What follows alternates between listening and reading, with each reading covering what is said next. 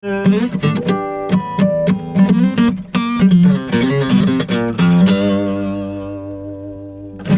Dean and Catherine, first we'll start off with you. Congratulations on winning this award. What was your reaction when you found out?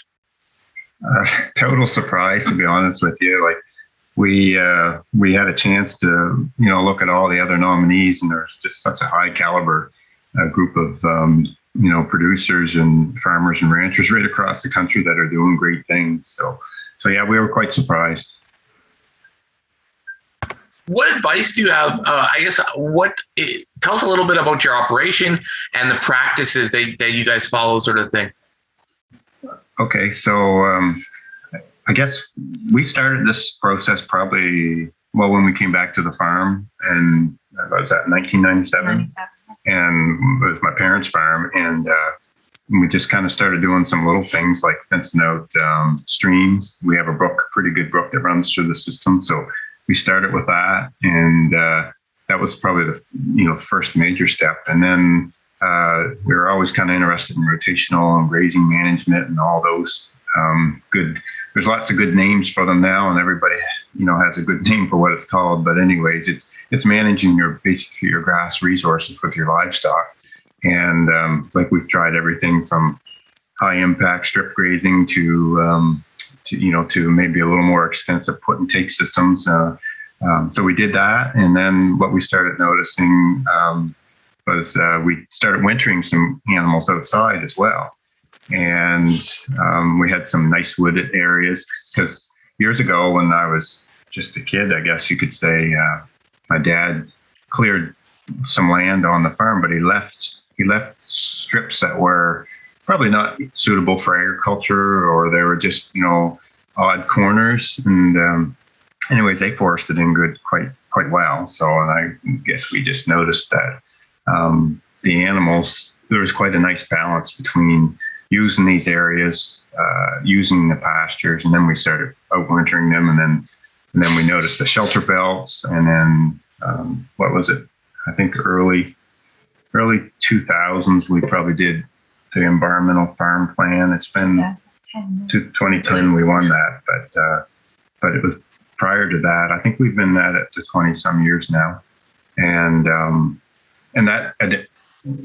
that also identified some best management practices that we could be doing and things. So we started that, and from that led into doing a farm wildlife biodiversity report. I think we did that in 2009. And that opened up our eyes on like the wildlife and, like creating habitats outside of just cattle and farm, things like that. So and then from there, I guess we started doing some little things such as, I guess as we went along, we set up the watering systems. And then on the vegetable side, like in the greenhouses, we use some biological pest control, because people kind of wanted produce that didn't have sprays and that sort of thing on them. And so we kind of went down that road and found that you have to work with it, but they do work quite nicely. What else? Where we live here in Falmouth, we're kind of on the front portion of the farm. We've got fairly, it's a beautiful subdivision, so our neighbors are close. So managing like smells from the farm and that sort of thing, like we're careful how we compost and that sort of thing. And then the farm also borders a golf course. We're kind of under the public eye all the time, so we've always been conscious of what we're doing to our environment and how it's perceived by our neighbors, and we always try to manage that as carefully and as delicately as we can too. So I think that's kind of a bit of where we come from, our environmental views on things too. So that's fantastic. I'll come back to that point in a minute here, because that's an interesting question there. But I guess we'll start off with, if you were talking to someone, Dean, you mentioned you were talking about experimenting with different things. And also I heard a bit about record keeping in there with your biodiversity reports. How important, if you're talking to a producer about your practices, how important is it that they have the experiment with things, with what they have for their land, and keeping reports and records of what they're doing. Yeah.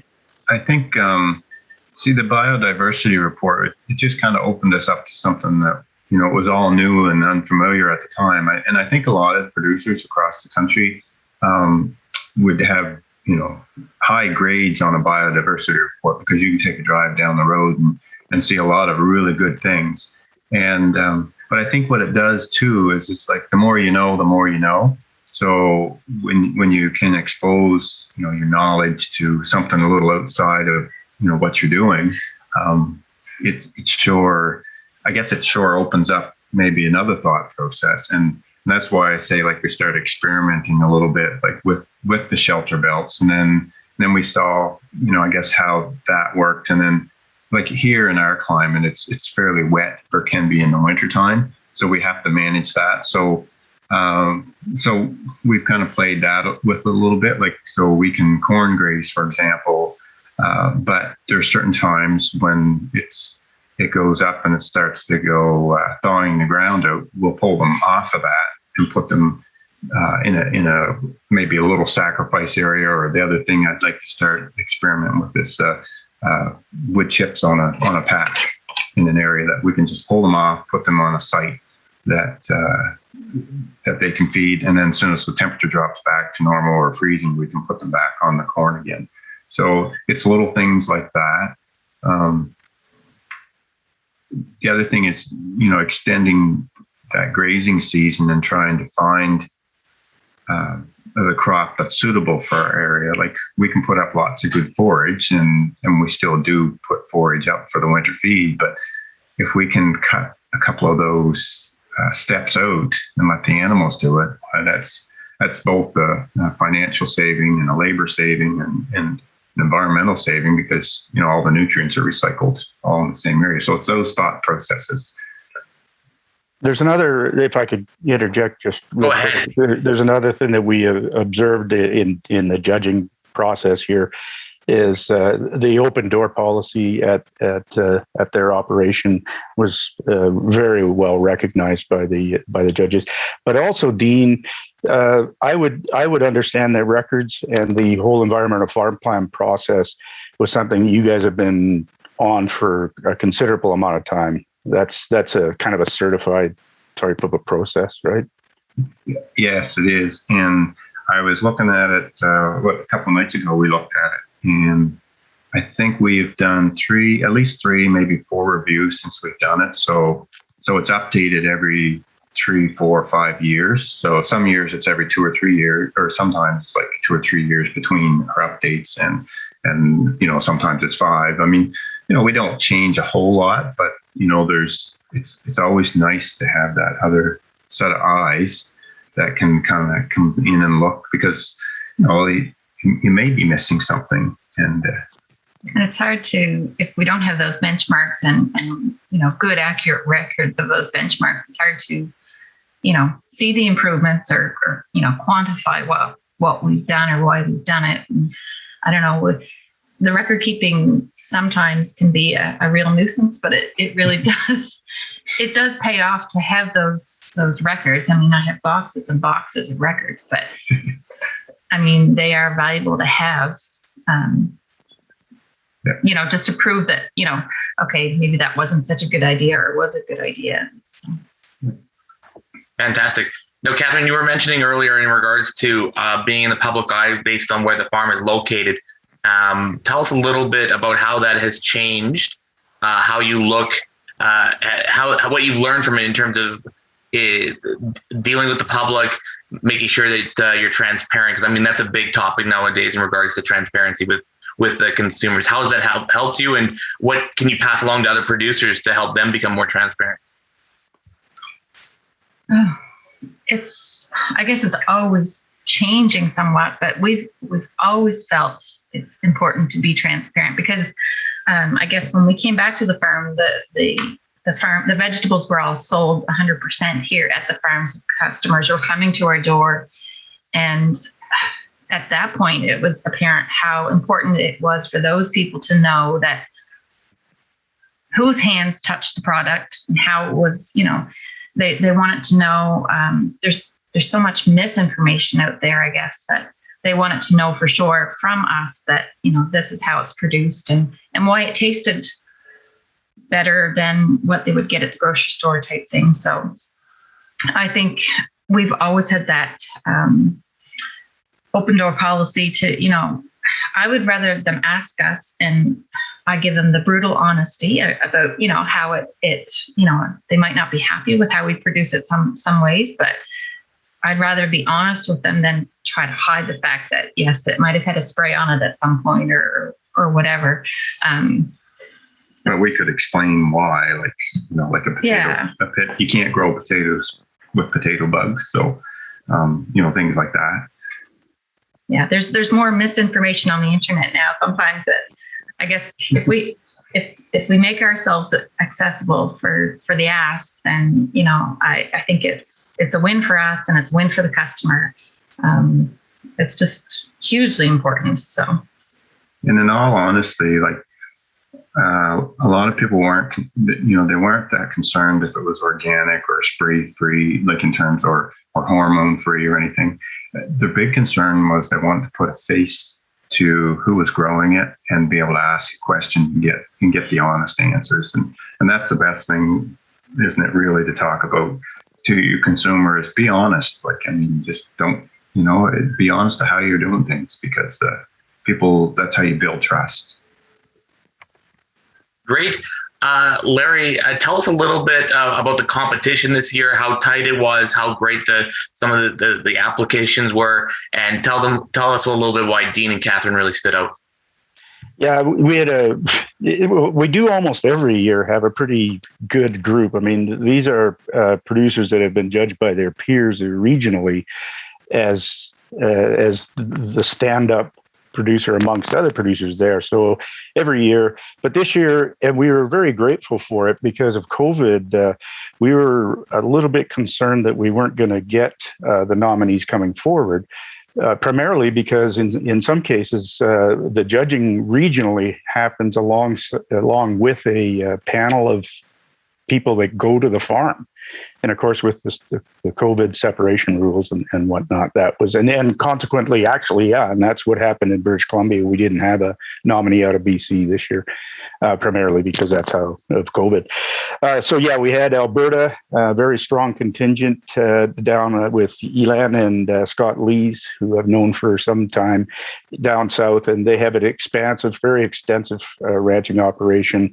Extremely diverse in terms of the environment that they operate under, everything from expansive short grass, native grasslands to sensitive riparian areas and creeks and stuff. And along with that species at risk, we had Ed Bothner and Charlotte out of Saskatchewan, out by Beachy. Again, another operation that is extensive grassland, native grasslands, sensitive grasslands.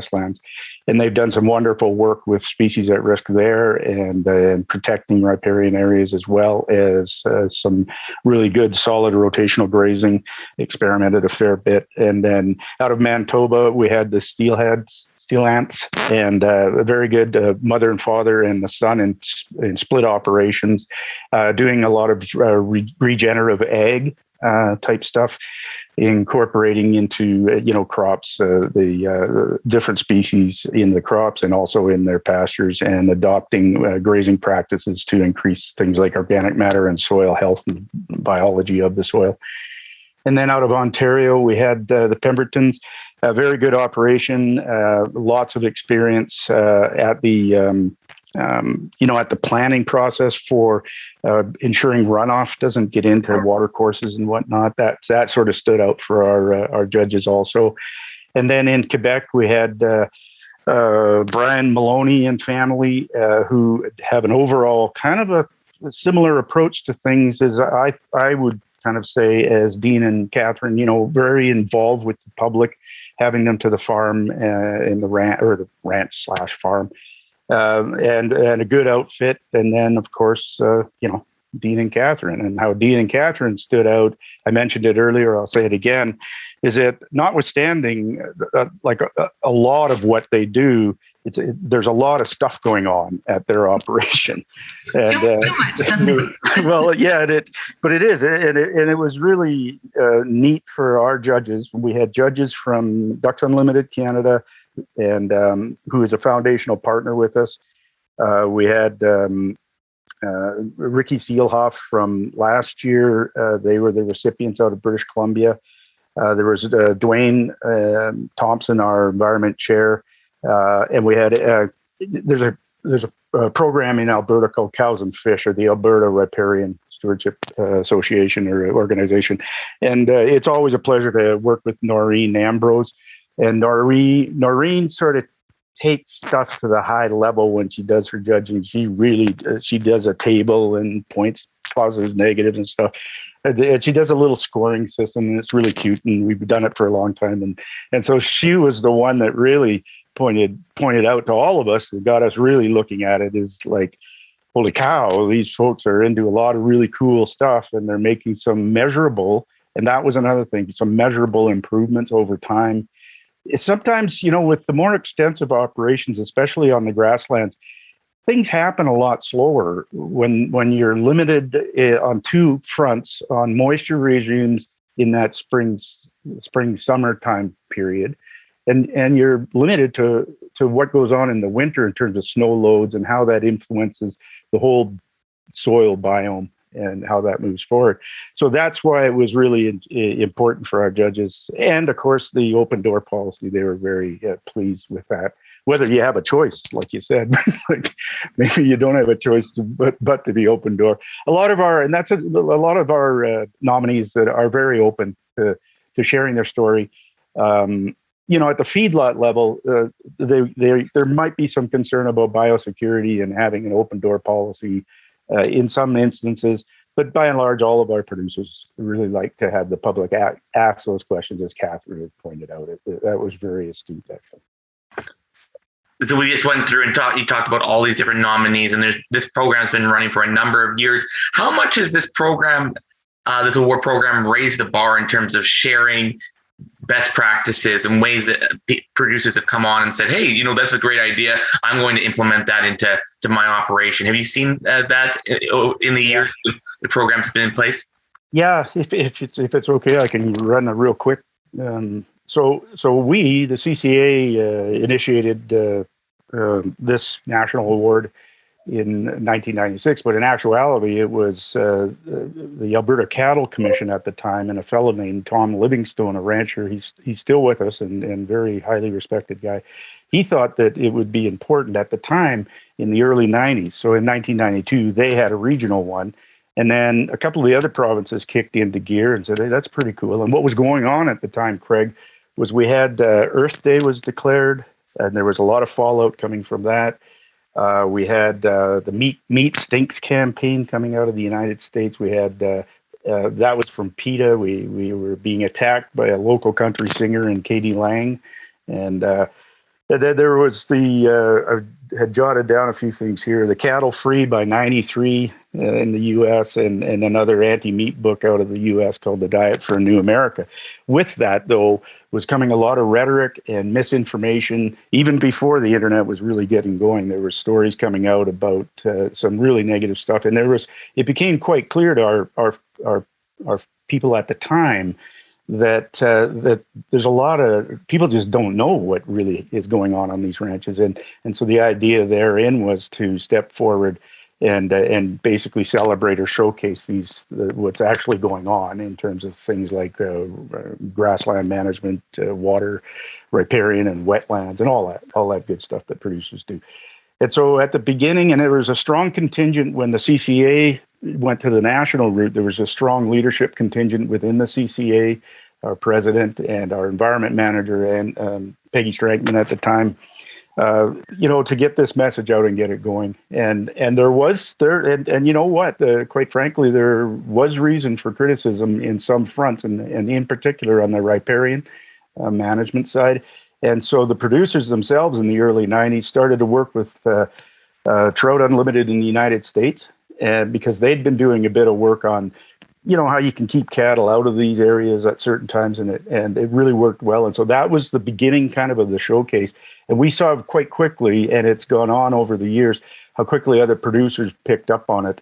And you see it in some of the stories that the past recipients say, that it's kind of critical to get the confidence level up to be able to tell the story.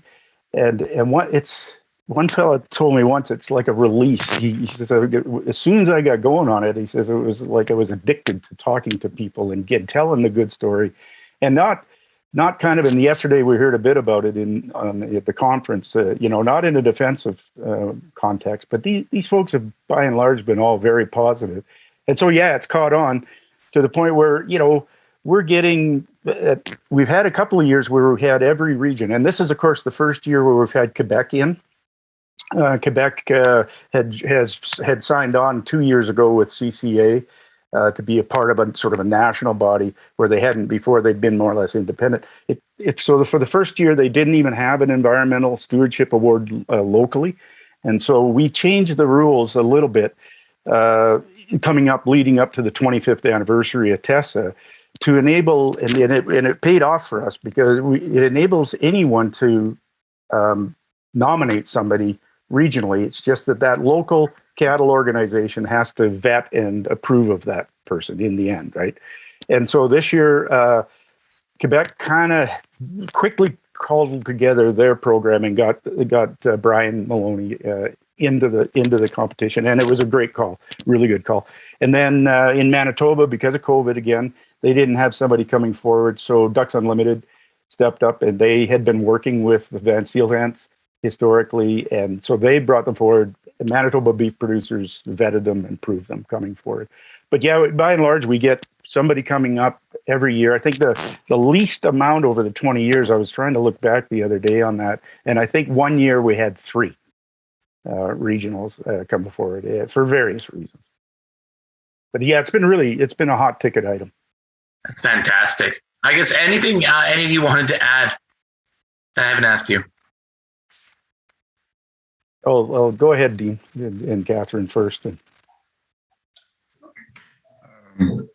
Yeah, I just think there's lots more probably that we can do, and I think the lots more is to tell our story, and I really encourage producers to do that, and whether that's on a local level with your community, like it really helps. I mean, we have that connection, I guess, because we've been working closely with the public, because we've direct marketed, and that's kind of opened our eyes up quite a bit to what the public actually wants to see and actually is seeing, what they don't understand sometimes. Because I mean, for example, you can see our barn from the road that you drive in, and it's pretty obvious it's a cattle barn.